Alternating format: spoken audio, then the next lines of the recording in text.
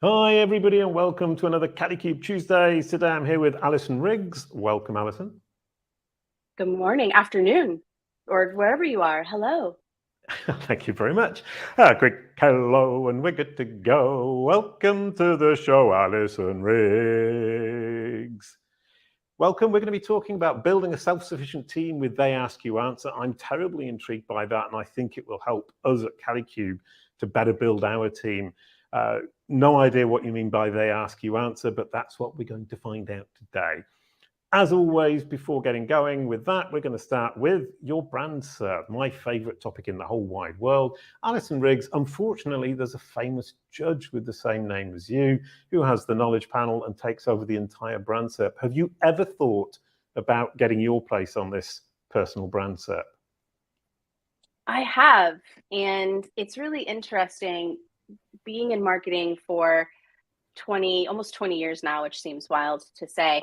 I've never really thought too much about building my own brand, and now leaning into my wise years here and feeling as though I do have insights and I do have the ability to bring knowledge to people. My brand is becoming more and more important. So I'm kind of starting at grassroots level, starting with LinkedIn, thinking about a website, thinking so much more than that. But for now, it's just continuing to organically bring my knowledge to as many people as possible. One by one, indeed. And how many people do you think search your name looking for you as opposed to the more famous judge?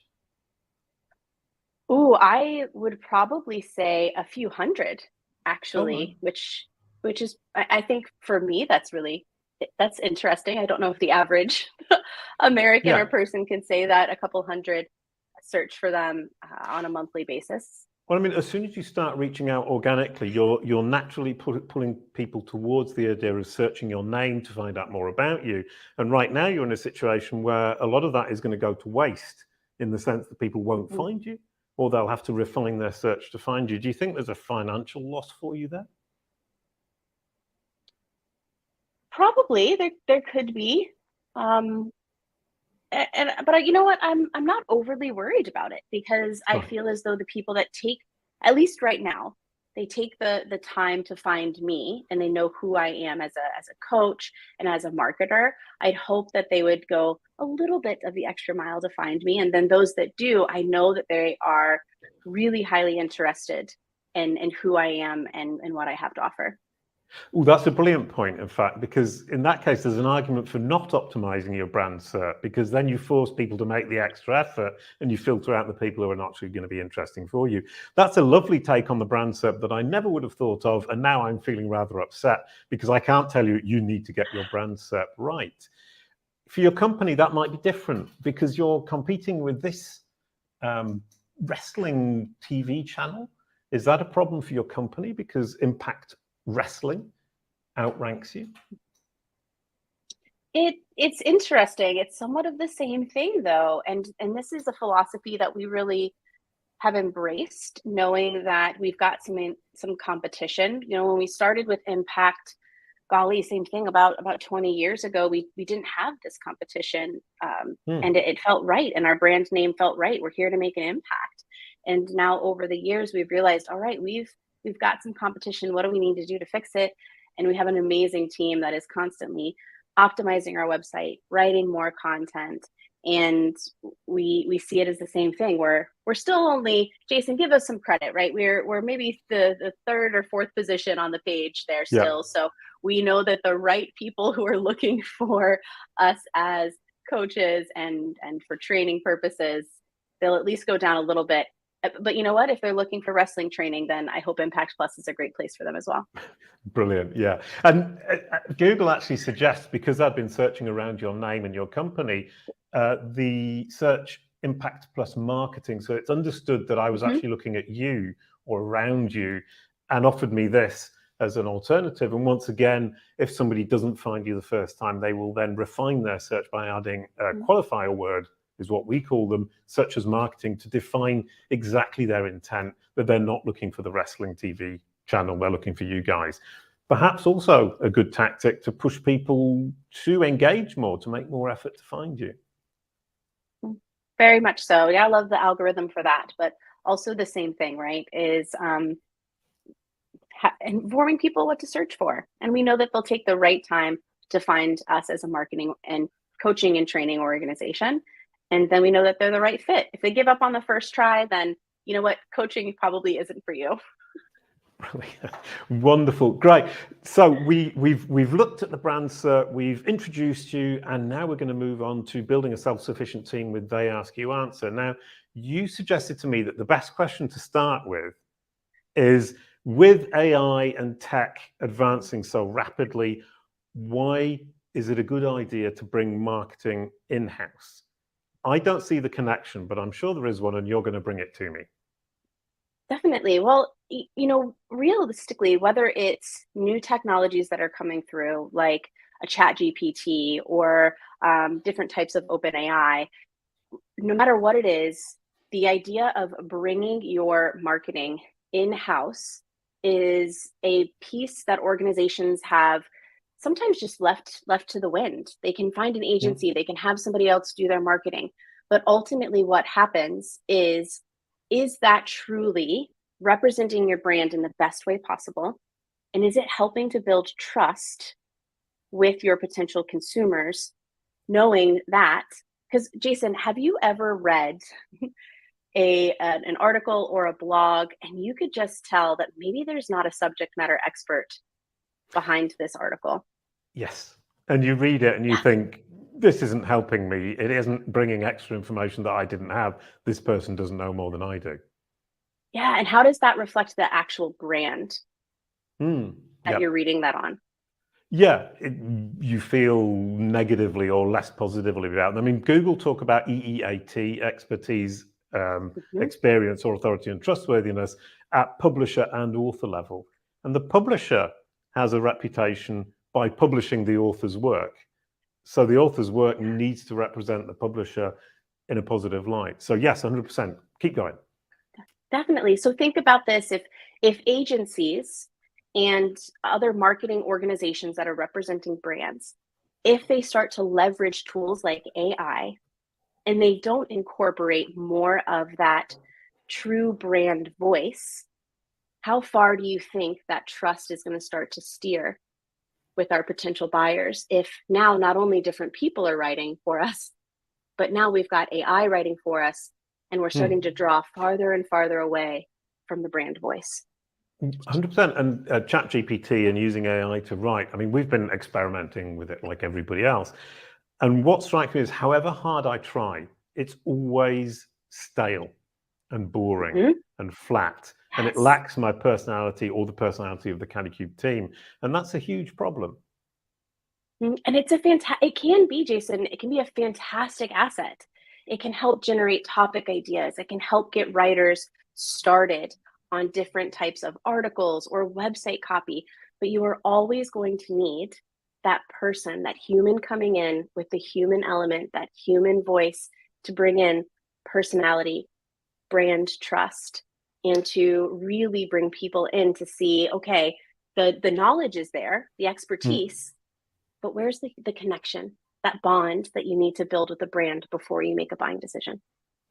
Right, which means bringing the marketing in-house also means that the people writing are going to be writing with the brand voice, which is a problem when you're outsourcing all of this stuff. And it's a problem we've had with Kalicube, is people who come in have very different styles of writing, and somehow they need to adapt to how Kalicube is writing. And it used to be that Kalicube just wrote like me because I was writing everything. And now with the team, we're seeing a Kalicube voice and a Kalicube tone of voice coming out. How important is that to build the company tone of voice, the company brand, over and above the individual? Oh, 100%. So, you know, I have the absolutely amazing privilege of coaching and training not only CEOs and executives, but also content managers and content writers and marketing managers and executives. And they're those boots on the ground. And one of the very first things that we work on is creating a content style guide. So most of us, when we think style guide, we're thinking logos and Pantones and fonts and the brand itself from a creative perspective. But a lot of times we miss out on the content side. building that brand voice in a style guide that anyone in your organization can say, not just, oh, this is, we capitalize the K and we lowercase the C, or, this is how we use certain words, but how do we build that brand together so that collectively as a group and a culture inside your organization, you're utilizing content in the same exact way, whether it's a sales team member writing emails or a content writer on your team writing blogs and articles and guides for you. So truly creating a content style guide is something that I suggest any organization incorporates. Right. So my next question, which I'm getting a bit overexcited about, is what does the content style guide look like? It looks very similar to a creative style guide or a brand style guide. And so you outline all of the different ways that you use language, how you talk about your services, maybe website copy versus article copy, how you, the same thing with Google with Eat, right? How do we talk about our expertise? And so there's a whole almost Wikipedia of here's all of the expertise pieces that you can use, and you get as specific as possible. So if there's something around a certain product or a certain service that you provide, if you have a content writer or even a salesperson who's writing about that specific topic, they can go to your style guide and they can say, oh, wow, I didn't know that we have collectively 30 years of experience, that our team has helped build XYZ, or we've been featured in this number of publications around this type of service or product, or we're this well known in our industry for XYZ. Right. So is it a mixture of the things you say, the way you say them, but also the vocabulary you would tend to use and the way you would break up content into paragraphs with images and so on and so forth? Is it, how deep do you need to go is the question? Jason, you can get as deep as you would like. Thank you very much. So you can get as specific as this is our structure for an article. This is our structure for a download asset. This is where we bring in the ask you answer, because I wasn't going to let that kind of fall away here, but this is how we bring in transparency in our organization. This is how we truly answer questions that people are asking, and even the hard questions. So this is where, even in your style guide, how do we address problems with our products and services? So when someone asks you, well, Jason, what could be some of the downfalls of working with Kalicube? There are as absolutely an agency none. or as a, right? And that's what most people say. I'm sure, but yeah. we know, right? But we know that there could be some forms of hiccups. Yes. They probably want to know too, like, what is the cost? How much does it cost to work with your organization? And Jason, this is where what do you do when you have a question and you're wondering about something? What's the first thing that you do?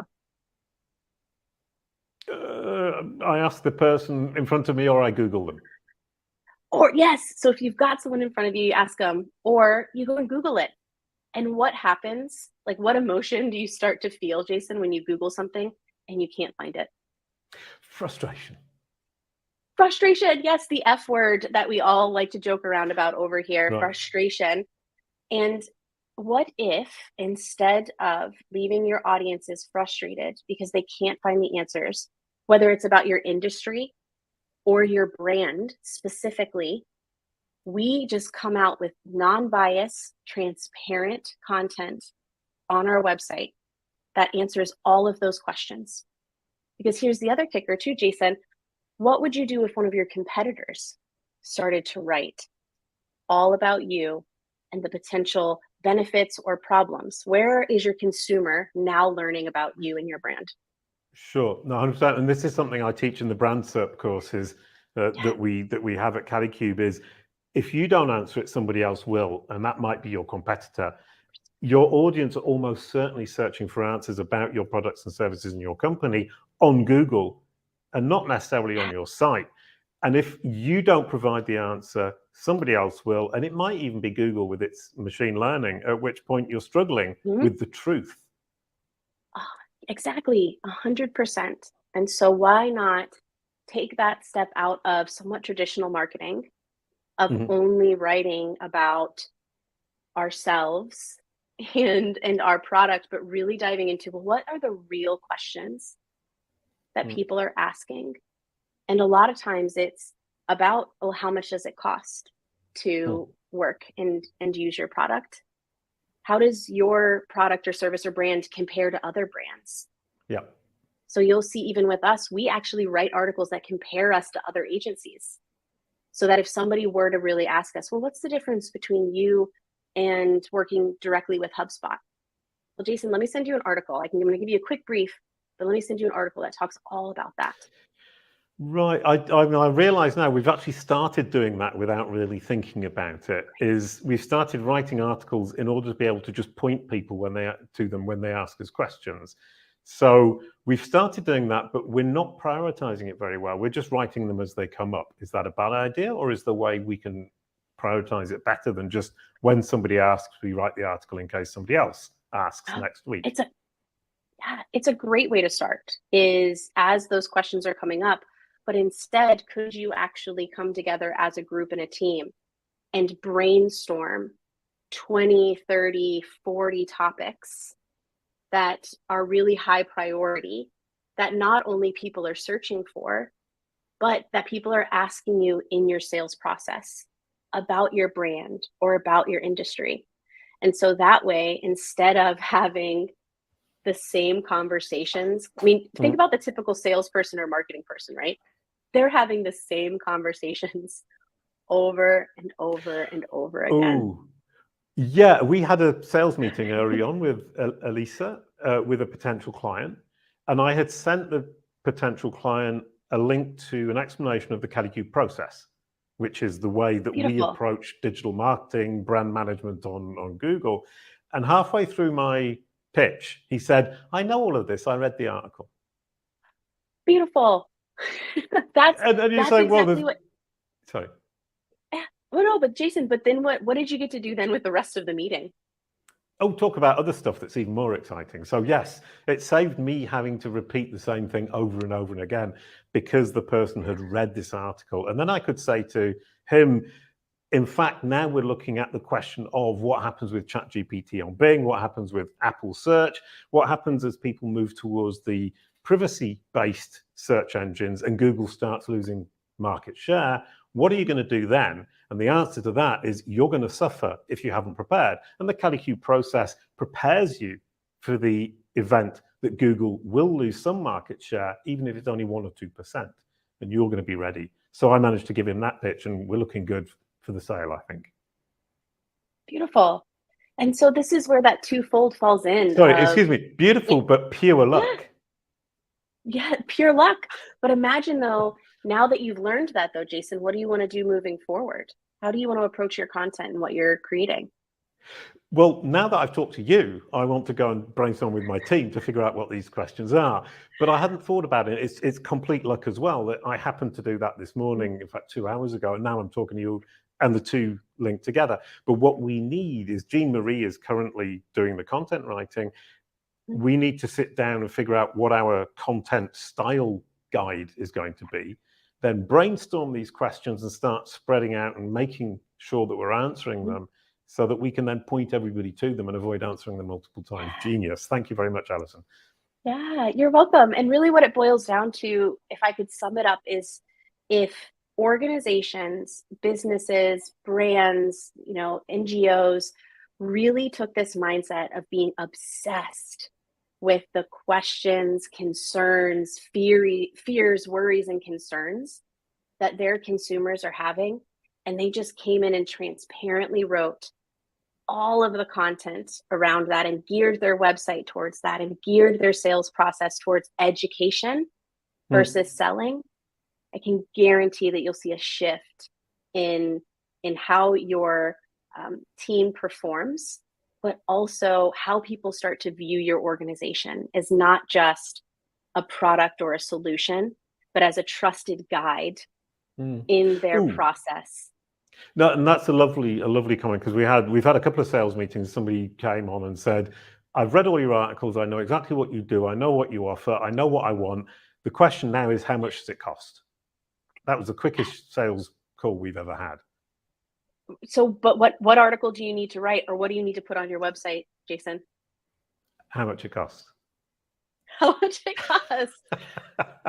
Right? Imagine going to a car dealership and they make you wait and wait and wait and wait and wait before they tell you how much the car is. Right. Or if you go to a restaurant and do you ever see do you have like MP or market price Right. on the menu? Never heard of it, but go ahead. Okay, so here in the States, typically with higher priced items, instead of giving the exact cost, they put the letters MP for market price, right, which typically means you need to ask the server how much it costs. But it's somewhat of an indicator of like, ooh, this is probably going to be expensive. He's going to tell me it's $100 per crab claw that I'd like to have. And it typically steers people away. And so even restaurants are leaning away from hiding their prices, but just being upfront and transparent and honest. And even if it's more expensive, helping to explain, well, why is it that way? Sure. I mean, we're relatively expensive in terms of what we offer in many people's point of view, but I've had some people say it's not enough. You're not charging enough for the immense service you give. And other people saying it's too much. And from what I can see, it's a lack of correct understanding and perception of exactly the value we offer. If I'm offering you a future-proof digital marketing strategy and insurance against any eventuality of whoever wins in the big tech, that's a huge value. Yeah. But very difficult to put a number on. It's very difficult. And here's the thing too about when we say talking about cost is you don't have to give an exact number. But if you can do two things. One, Jason, do you also think that when talking with potential clients that maybe they just don't understand how much your type of services cost in general? Yes, 100%. Right. There's an educational piece they're missing of, well, I've never worked with an organization like yours. Or I've always been with my old agency that charged me this.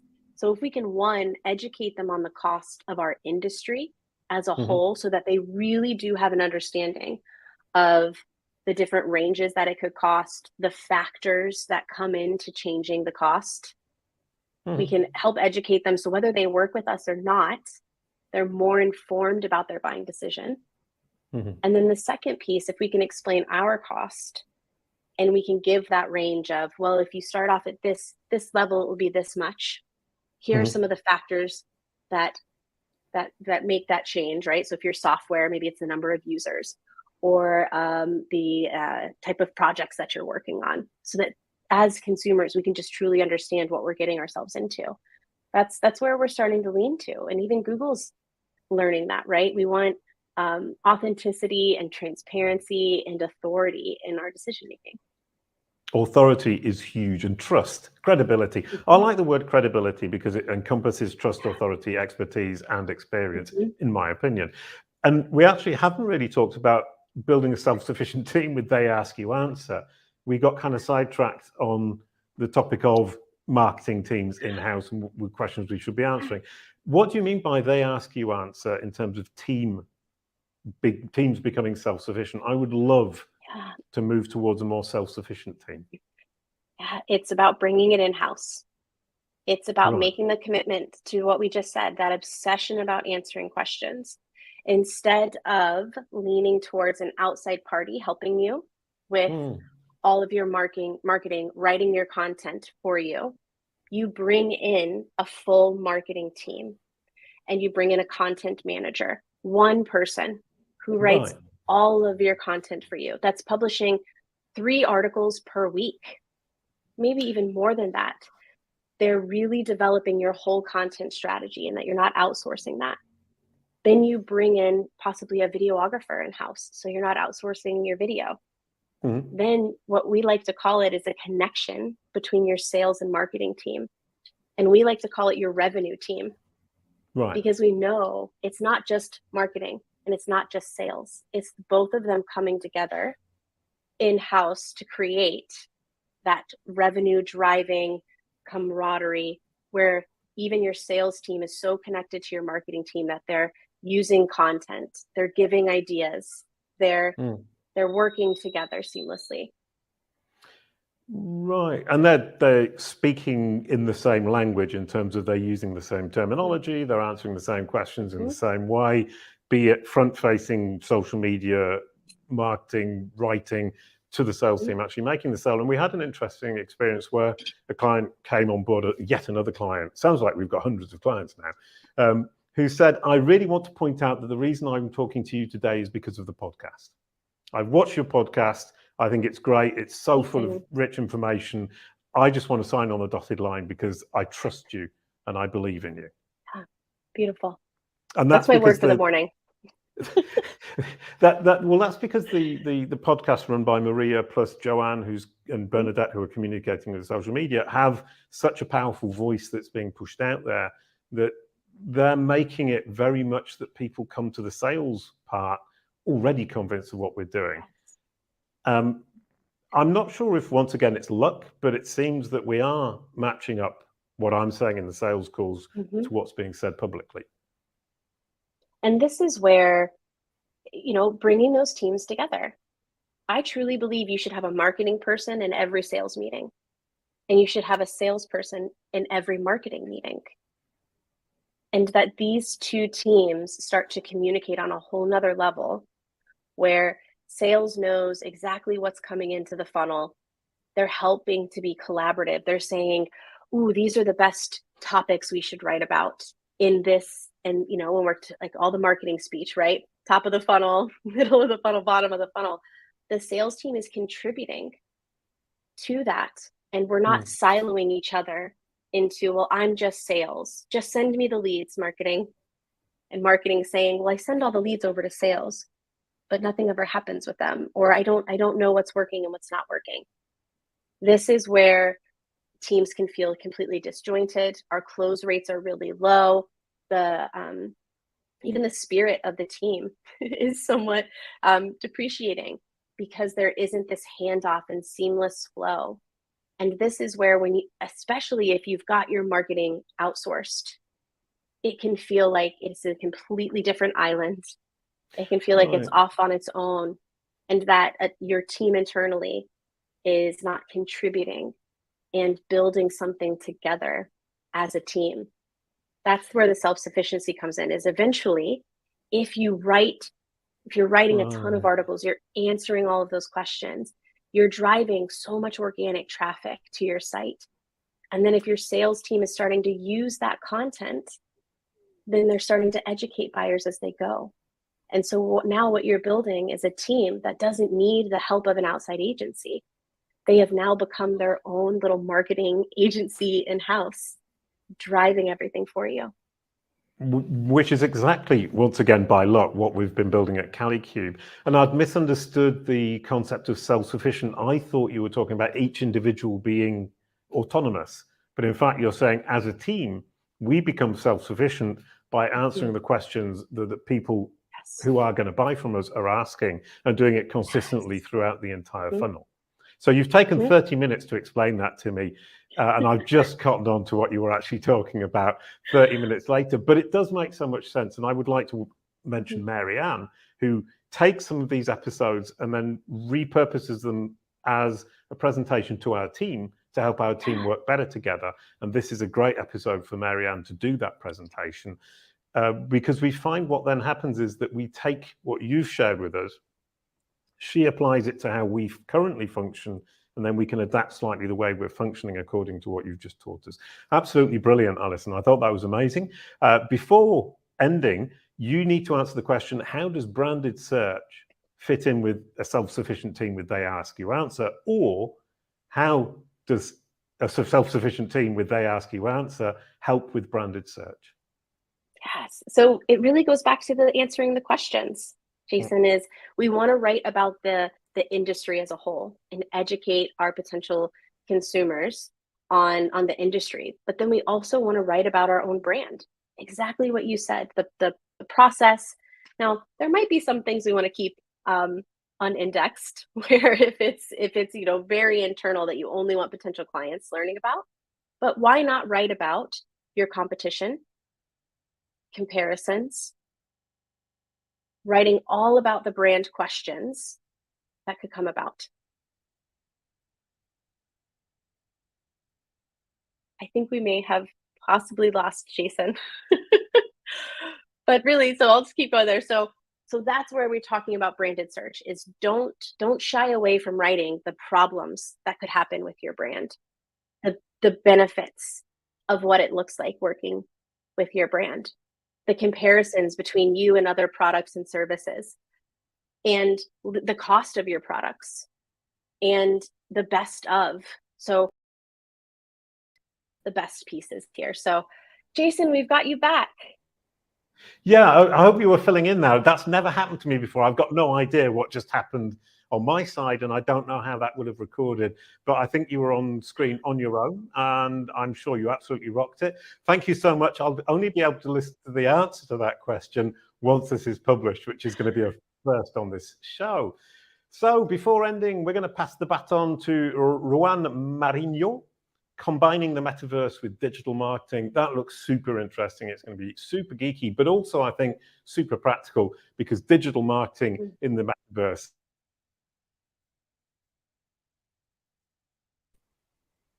I would 100%. Allison, I'm afraid I've lost it again. It's okay, you're good. Oh no, this is a technical disaster.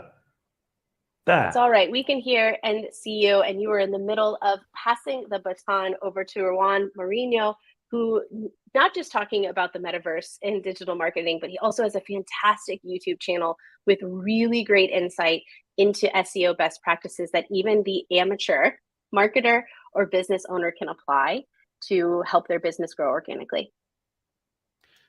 Absolutely brilliant. A few technical problems there, but we got through it. Thank you so much, Alison. That was absolutely brilliant. I loved it. Thank you, everyone, for watching. A quick goodbye to end the show. Thank you, Alison. You're welcome, Jason. Brilliant. That was wonderful. Kalicube. It's all about your brand SERP.